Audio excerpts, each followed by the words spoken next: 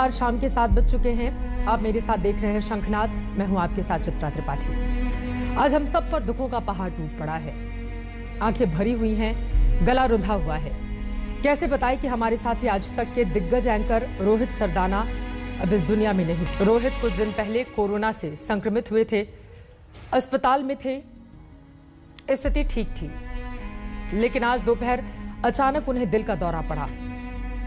Doctor कुछ कह पाते, कर पाते, इसके पहले ही रोहित ने इस दुनिया को अलविदा कह दी। नमस्कार, आप देख रहे हैं आज तक। मैं हूं आपके साथ रोहित सरदाना। शाम के 5 बज रहे हैं और वक्त हो रहा है दंगल का। धड़कनों के साथ जुड़ी हुई ये आवाज खामोश हो गई। नमस्कार, आप देख रहे हैं आज तक। मैं हूं आपके साथ रोहित सरदाना। शाम के 5 बज रहे हैं और वक्त हो चला है दंगल का। हो गया, सारी वैक्सीन आप ही मांग रही है ना, और तो देश में कोई है ही नहीं जो ये कह रहा हो कि वैक्सीन चाहिए। हम भी वही कह रहे हैं, लेकिन कहने का एक सुर है, एक लहजा, एक तरीका है, और उसी पे मैंने सवाल पूछा था, आपको चुप गया। यहाँ सबको समझ में आ रहा। देश के ज्वलंत मुद्दे के दंगल में जवाब देहो से सवाल पूछने वाली आवाज अब सिर्फ यादों की थाती रह गई। असल में मसला वैक्सीन पाना नहीं था, मसला बवाल बनाना था, जिसमें आप कामयाब हैं। तो रोहित जी, आपको लगता है कि वैक्सीन ना होने पर देश में सरकारें? मेरा सवाल बड़ा सीधा सा है सुप्रिया जी, मुझसे लड़ने की आवश्यकता नहीं है, लोगों के प्रति मेरे से लड़ने की आवश्यकता नहीं है। मेरा बड़ा सीधा सा सवाल है, आपको वैक्सीन चाहिए था, आपने स्वास्थ्य मंत्री से बात की, आपसे लड़ भी नहीं रही हूं। आपको वैक्सीन पाने के लिए स्वास्थ्य मंत्री के पास जाना था या मीडिया प्लेटफॉर्म पे प्रेस कॉन्फ्रेंस करने जाना था? इलेक्ट्रॉनिक मीडिया की दुनिया में जैसे वज्र गिर गया। देश के जाने माने और आज तक के चैनल के दिग्गज एंकर रोहित सरदाना को काल ने हम सभी से छीन लिया।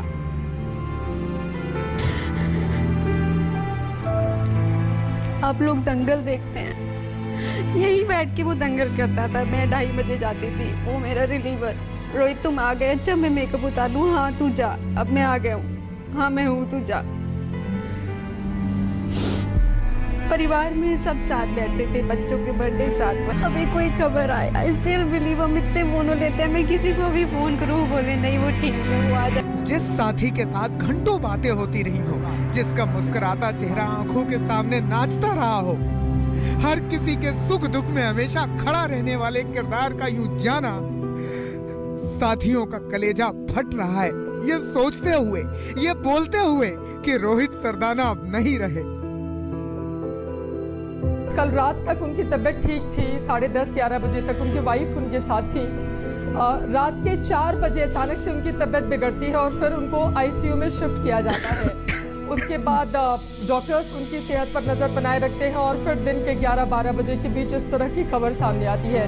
बहुत मुश्किल है यहाँ पर नवजोत कुछ भी बता पाना, क्योंकि कोरोना के इस काल में इस तरह से बहुत ज़्यादा मुश्किल हो रहा है। सिर्फ 42 साल, ये कोई इस दुनिया से जाने की उम्र थी? अभी तो उड़ान का वक्त था, अभी तो तमाम सपने पूरे होने बाकी थे, अभी कई मंजिलें बाकी थी। घर में पत्नी, 2 छोटी बेटियां, बेटियों के साथ रोहित की तस्वीरें, उनसे जुड़ी यादें साथियों को बेचैन कर रहे हैं।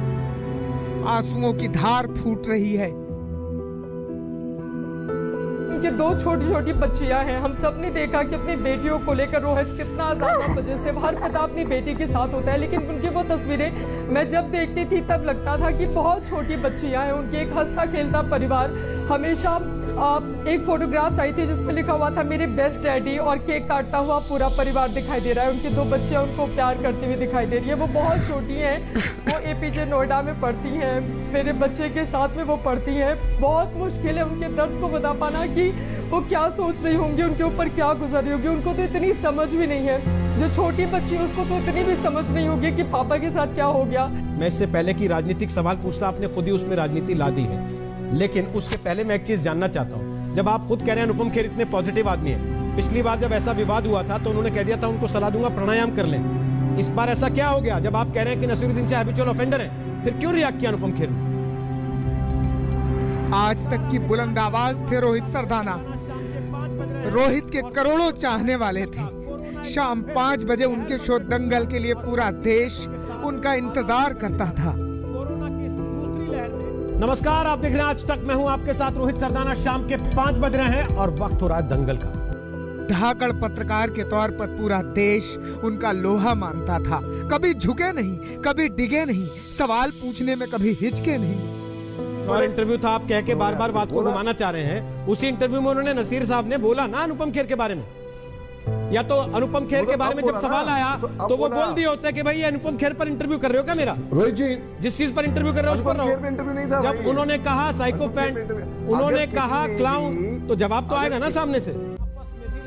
कम से कम शब्दों में, कभी कटाक्ष के रूप में, कभी सीधे सीधे सवालों से वो सबको अपना मुरीद बना लेते थे। अच्छे अच्छों की बोलती बंद कर देते थे। क्या इस देश का कोई व्यक्ति तिरंगा लहराएगा या वंदे मातरम गाएगा, जिसके लिए पहले मना कर देते थे? परसों वारिस पठान बैठे थे यहाँ पर, उन्होंने खुद विधानसभा में खड़े होकर कहा था कि मैं नहीं गाऊंगा वंदे मातरम। आज वो चौड़े होकर यहाँ पर कह रहे थे कि हम तो वंदे मातरम गाते हैं। एहसान है क्या देश पर? जो देश के प्रतीक चिन्ह है उनको अपनाना, क्या उस देश पर एहसान है? रात के 10 बज रहे हैं, आप आज तक पर दस्तक देख रहे हैं। नमस्कार, मैं रोहित सरदाना आपका स्वागत करता हूँ। हर रोज रात 10 बजे आज तक के शो दस्तक में रोहित सरदाना देश के मुद्दे को सामने रखते थे। जब हमारे डॉक्टर्स के हाथ में वैक्सीन है, फिर भी महाराष्ट्र के कुछ इलाकों में नियंत्रित लॉकडाउन लगाना पड़ा। सवाल है क्यों? जवाब है कोरोना के टीकाकरण की धीमी रफ्तार। इसीलिए जनता के साथ खड़ा रहने वाला न्यूज चैनल आज तक आज जनता को जल्द से जल्द वैक्सीन दिलाने की मुहिम शुरू कर रहा है। सरकार अब एक काम कीजिए, वैक्सीन अब बांट दीजिए। रोहित सरदाना हरफन मौला पत्रकार थे। जब भी देश में कोई बड़ी खबर होती थी, रोहित हमेशा ग्राउंड जीरो पर पहुंचते थे। इस तरफ का ये रास्ता जाता है रेलवे स्टेशन की तरफ, यहां भी बैरिकेडिंग लगा दी गई है। और तीसरा रास्ता जो यहां से दिखाई देता है वो जाता है सरयू के घाट की तरफ। आप देख सकते हैं सुरक्षा के कड़े इंतजाम यहां पर किए गए हैं। चौथा रास्ता इस चौराहे से जो खुलता है, जहां बैरिकेड लगाया गया है, वो जाता है मानस भवन यानी कि राम जन्मभूमि कार्यशाला की तरफ, जहां पर पत्थर काटने का काम वर्षों से निरंतर किया जा रहा है।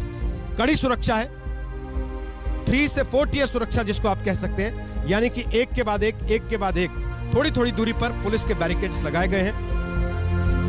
देश के दिग्गज नेताओं से देश के मुद्दे पर बहुत बेबाकी से सवाल करते थे रोहित सरदाना। तो सबसे बड़ा मुद्दा इस बार के बंगाल के चुनाव का क्या है? ममता को हटाना, ये मुद्दा है। ना जय श्री राम, ये मुद्दा है। किसान, ये मुद्दा है। राजनीतिक हिंसा मुद्दा है। नंदीग्राम मुद्दा है। क्या है आपकी नजर? देखिए,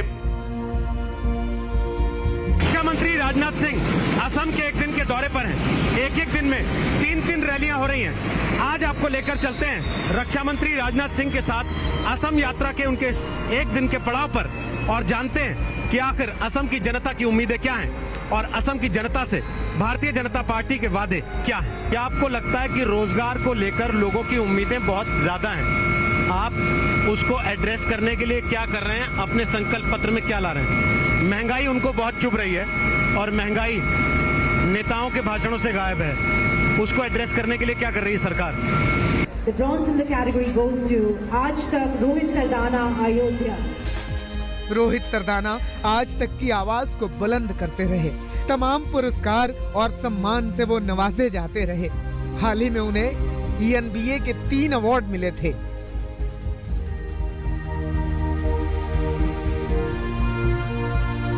करीब 2 दशक से समय की रफ्तार के साथ कदम ताल करते हुए रोहित सरदाना इलेक्ट्रॉनिक मीडिया के दमदार हस्ताक्षर बन चुके थे। पिछले दिनों उन्हें कोरोना संक्रमण हो गया था। सब कुछ ठीक था। अचानक गुरुवार की रात उनकी तबीयत बिगड़ी थी। उन्हें नोएडा के मेट्रो अस्पताल ले जाया गया था। गुरुवार दिन में उन्होंने कई कोरोना पीड़ितों को फोन के जरिए मदद भी मुहैया करवाई थी। शुक्रवार की दोपहर अचानक उन्हें हार्ट अटैक आया था। इसके बाद कुछ कहने और सुनने को नहीं रह गया। रोहित सरदाना इस दुनिया में नहीं रहे। इस खबर से आज तक के साथियों पर तो जैसे गमों का पहाड़ टूट पड़ा। एक बार भी तो यकीन करना मुश्किल था कि हमेशा हंसते मुस्कुराते जिस रोहित सरदाना को हमेशा फ्लोर पर देखा था, वो अब कभी दिखाई नहीं देंगे। उनके निधन पर विश्वास करना मुश्किल था, लेकिन हकीकत तो यही थी। आज रोहित सरदाना हमारे बीच नहीं है, लेकिन अपनी धाकड़ पत्रकारिता के जरिए उन्होंने जो अलग जगाई थी, उनकी वो आवाज, उनका वो अंदाज जमाना सदियों तक भुला नहीं पाएगा। करोड़ों दिलों में रोहित सदियों तक धड़कते रहेंगे। समय इजाजत दे नहीं रहा। ये एपिसोड यहां पर खत्म हो रहा है आज दंगल का। आज तक ने अपने परिवार का एक सदस्य खो दिया, मीडिया जगत ने एक चमकता सितारा खोया, रोहित के चाहने वाले करोड़ों फैंस ने अपना हीरो खोया। सब के सब इस वक्त सदमे में हैं। आप लोग भी तो हमारा परिवार है। हम काम पर हैं ताकि आप घर पर सुरक्षित रहें। आपको घर बैठे कोरोना से जुड़ी हर जानकारी, हर खबर सही समय पर मिलती रहे, इसलिए हम दफ्तर आ रहे हैं। आज पूरा देश स्तब्ध है। मीडिया जगत में एक अजीब सी खामोशी है। देश का चमकता सितारा रोहित आज हमारे बीच नहीं है। किसी को यकीन ही नहीं हो रहा, कल तक हर किसी की आवाज उठाने वाले रोहित आज खामोश है। राष्ट्रपति से लेकर प्रधानमंत्री तक हर किसी ने रोहित के निधन पर दुख जताया। लोकप्रिय न्यूज एंकर और वरिष्ठ पत्रकार रोहित सरदाना के निधन का समाचार अत्यंत दुखद है। उनका असामयिक निधन पत्रकारिता जगत के लिए बहुत बड़ी क्षति है। श्री सरदाना के परिवारजनों और प्रशंसकों को रोहित हमें बहुत जल्दी छोड़कर चला गया। ऊर्जा से भरपूर भारत की प्रगति को लेकर जुनूनी और नेक इंसान रोहित की कमी खलेगी। उनका जाना मीडिया जगत में एक बहुत बड़ी जगह खाली कर गया। उनके परिवार, दोस्तों और प्रशंसकों के प्रति संवेदना, शांति।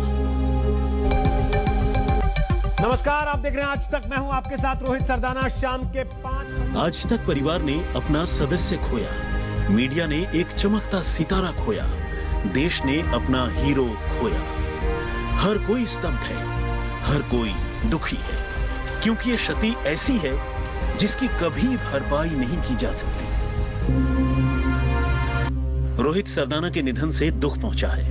उनके निधन से देश ने शानदार और निष्पक्ष पत्रकार खो दिया है। भगवान उनके परिवार को दुख सहन करने की शक्ति दे।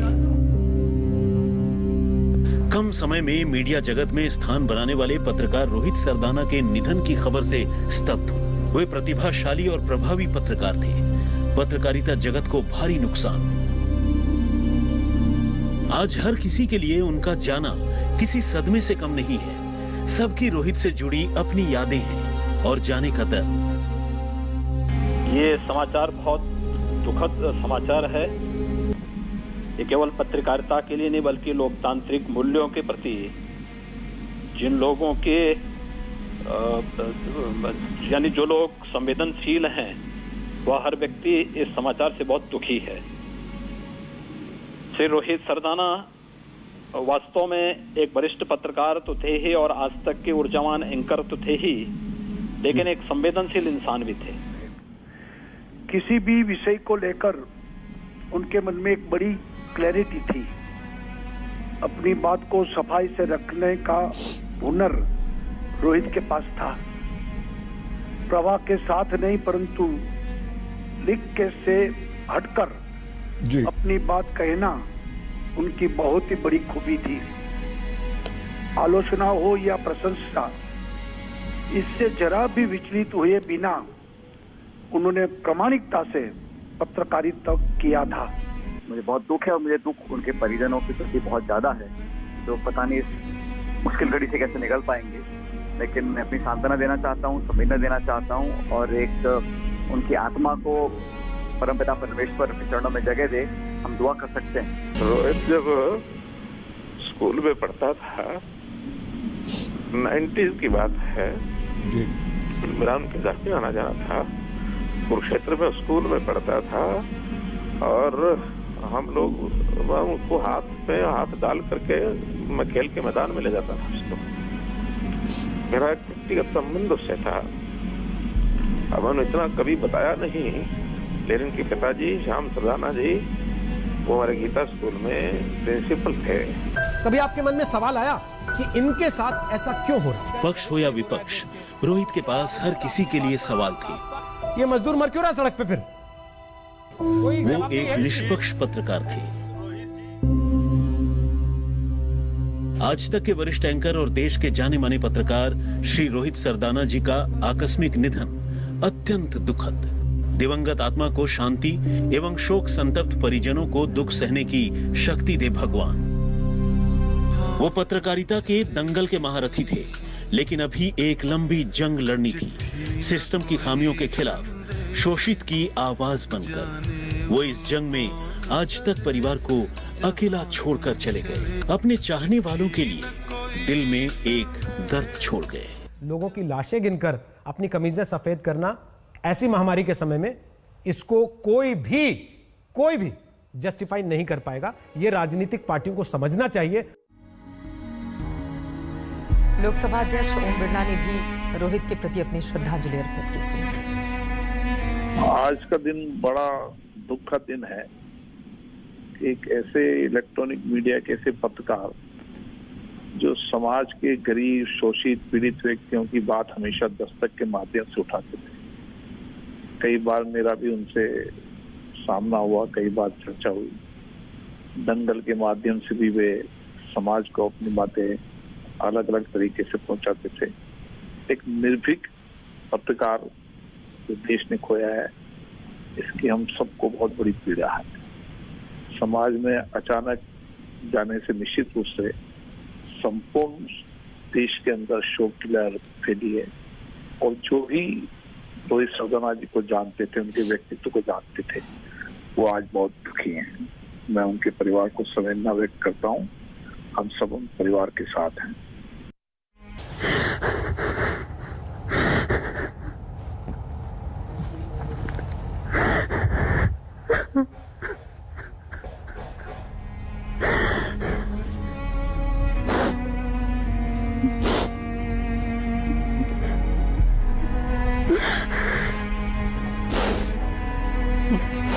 रोज एंकरिंग करते हैं हम लोग यहाँ बैठ के, रोज मिलते हैं। पता नहीं था आज फोन आएगा कि रोहित आईसीयू में है। सब जाते हैं आईसीयू में, हमारा दोस्त भी गया था।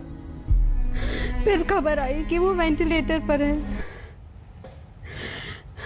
मैं सुबह से बुलेटिन कर रही थी, डर लग रहा था, प्रेयर भी कर रही थी साथ साथ। पर आई नेवर थॉट कि ऐसा कुछ होगा। लास्ट सैटरडे जब मैं रोहित से मिली थी, रोहित ने मुझे कहा, मैंने उसको कहा सैनिटाइज करके जाना, बोला ये तो होना ही है सबको। जब उसको कोरोना हुआ ही कॉल मी, तू मेरे साथ थी, चेक करा ले। मैंने कहा नहीं मैं ठीक हूँ, तुम जल्दी ठीक होके आ जाना। इस सेट की 2 मई को तो आ जाऊंगा, अच्छा 29 को आ जाऊंगा, 30 को आ जाऊंगा। मुझे नहीं पता था उसकी खबर आएगी ऐसे।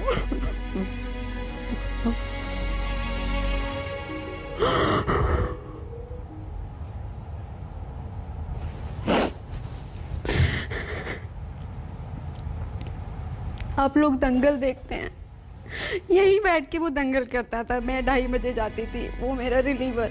रोहित तुम आ गए, अच्छा मैं मेकअप उतार लूँ, हाँ तू जा, अब मैं आ गया हूँ, हाँ मैं हूँ तू जा।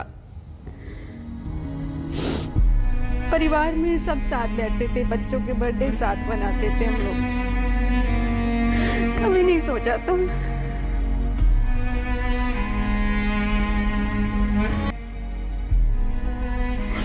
अभी कोई खबर आए। I still believe. हम इतने फोन लेते हैं, मैं किसी को भी फोन करूँ बोले नहीं वो ठीक है, वो आ जाएगा वापस। तुम्हारी फैमिली की नहीं है, हम लोगों के लिए बहुत बड़ा लॉस है, मेरे लिए बहुत बड़ा लॉस है। You were so good to me, मेरे इतने प्यारे दोस्त तुम रोहित। चित्रा मैं क्या पूछूं तुमसे, क्या पूछूं चित्रा, अब तो कोई शब्द ही नहीं है पूछने के लिए। मुश्किल है इस वक्त कुछ भी बता पाना। तकरीबन 12 बजे के आसपास ये खबर सामने आती है और तब से हम लोग भगवान से ये प्रार्थना कर रहे होते हैं कि हे भगवान ये गलत खबर साबित हो जाए। जिस अस्पताल में वो भर्ती थे, मैंने तुरंत वहाँ पे फ़ोन किया उनके पीआरओ को, वो मेरे जानने वाले हैं। मैंने सोचा कि सर आपका इतना बड़ा हॉस्पिटल है, रोहित वहाँ पे भर्ती थे, उनका इलाज चल रहा था, अब तमाम तरह की खबरें आ रही हैं, क्या है सच्चाई। फिर उनकी ओर से बताया गया कि कल रात तक उनकी तबीयत ठीक थी, 10:30-11 बजे तक उनकी वाइफ उनके साथ थी। रात के 4 बजे अचानक से उनकी तबीयत बिगड़ती है और फिर उनको आईसीयू में शिफ्ट किया जाता है। उसके बाद डॉक्टर्स उनकी सेहत पर नज़र बनाए रखते हैं और फिर दिन के 11-12 बजे के बीच इस तरह की खबर सामने आती है। बहुत मुश्किल है यहाँ पर नवजोत कुछ भी बता पाना, क्योंकि कोरोना के इस काल में इस तरह से बहुत ज़्यादा मुश्किल हो रहा है कि मैं क्या कहूँ। उनकी 2 छोटी छोटी बच्चियां हैं। हम सब ने देखा कि अपनी बेटियों को लेकर रोहित कितना ज़्यादा वजह से हर पिता अपनी बेटी के साथ होता है, लेकिन उनकी वो तस्वीरें मैं जब देखती थी तब लगता था कि बहुत छोटी बच्चियां हैं। उनके एक हंसता खेलता परिवार। हमेशा एक फोटोग्राफ्स आई थी जिसमें लिखा हुआ था मेरे बेस्ट डैडी, और केक काटता हुआ पूरा परिवार दिखाई दे रहा है। उनकी 2 बच्चियां उनको प्यार करती हुई दिखाई दे रही है। वो बहुत छोटी हैं, वो APJ नोएडा में पढ़ती हैं, मेरे बच्चे के साथ में वो पढ़ती हैं। बहुत मुश्किल है उनके दर्द को बता पाना कि वो क्या सोच रही होंगी, उनके ऊपर क्या गुजर रही होगी। उनको तो इतनी समझ भी नहीं है। जो छोटी बच्ची है उसको तो इतनी भी समझ नहीं होगी कि पापा के साथ क्या हो गया। और मैं ही अब जब से उनकी तबीयत बिगड़ी थी, रोज शाम के 5 बजे मैं दंगल करती थी लगातार। हम लोग सोशल मीडिया पर जब उन्होंने लिखा कि 1 हफ्ते हो गए हैं मुझे आइसोलेट हुए और मैं ठीक हो रहा हूँ अब धीरे धीरे, हम सब ने प्रार्थना की थी कि बहुत जल्द आप वापस आए और फिर से अपना कार्यक्रम शुरू करें। लेकिन जिंदगी का ये दंगल वो इस तरह से हार जाएंगे, इसकी किसी ने कल्पना भी नहीं की थी।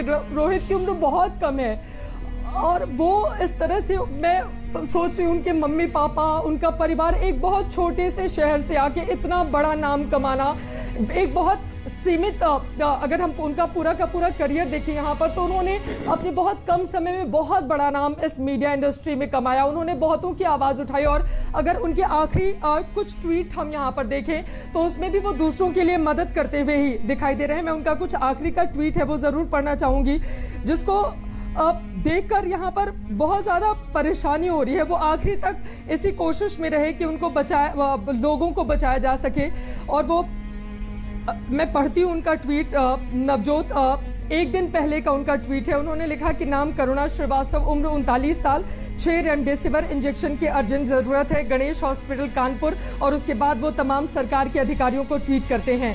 उसी दिन वो इस बात का भी जिक्र करते हैं कि कैसे कोरोना मरीज को 25 किलोमीटर ले जाने के लिए एम्बुलेंस ने 42,000 रुपए लिए। इस तरह से फिर एक वो लिखते हैं कि रेमडेसिविर के लिए कैसे CMO के पैर पकड़कर गिड़गिड़ाती हुई एक महिला, और उसके बावजूद वो अपने इकलौते बेटे की जान नहीं बचा सकी। वो लगातार अपनी इन बातों के जरिए बताते रहे हैं पत्रकारिता का जो मूल मकसद रहा उसको वो साधते रहे। शाम 5 बजे का शो मतलब रोहित सरदाना। लेकिन अभी जो कुछ भी हम सबके ऊपर गुजर रहा है, यकीन कर पाना नवजोत बहुत मुश्किल है कि रोहित हमारे बीच नहीं रहे। लेकिन ये लाइन आप सबसे ज्यादा मुश्किल बार ये लगता है कि नहीं ये झूठ है, ये झूठ है, हमेशा ये लग रहा है। अंजना और सईद, अल्फाज ही नहीं है, क्या पूछूं? आज तो मेरे पास सवाल ही, बोलो प्लीज। क्या बोलूं नवजोत, पूरे हिंदुस्तान से फोन आ रहे और सिर्फ एक सबसे ये निकल रहा है कि हम अपने रोहित को नहीं बचा पाए। और क्या बोलूं मैं, जब फोन कर रहे किसका फोन उठाऊं, किसका फोन नहीं उठाऊं।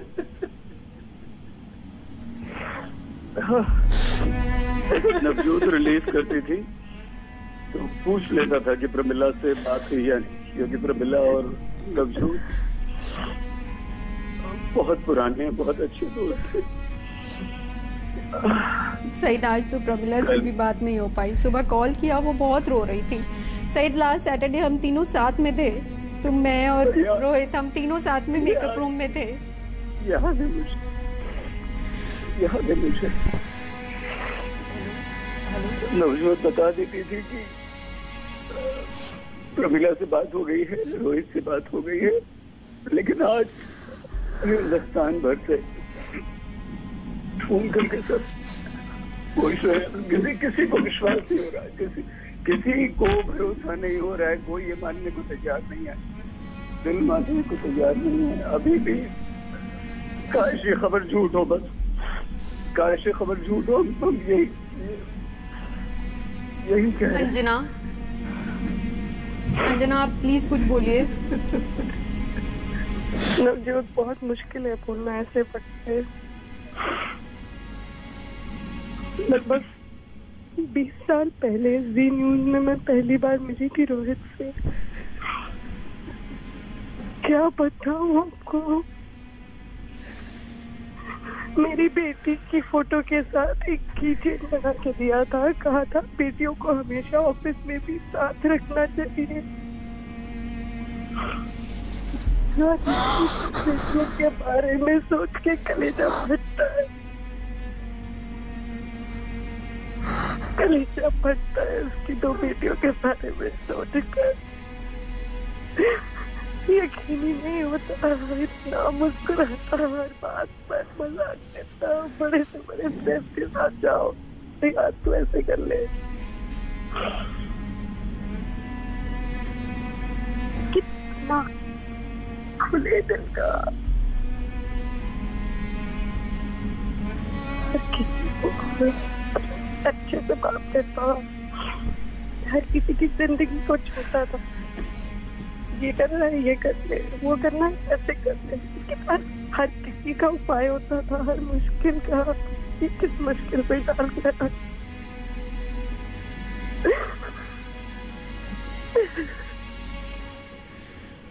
उसकी पत्नी हमारे यहाँ रिपोर्टर पे मिला, इतनी मेहनती बच्ची,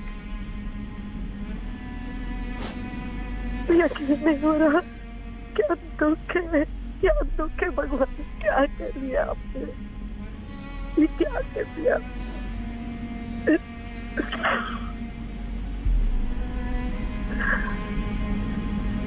अपनी बेटी ये फोटो सामने रखता था, इतना प्यार करता था अपने बच्चों को।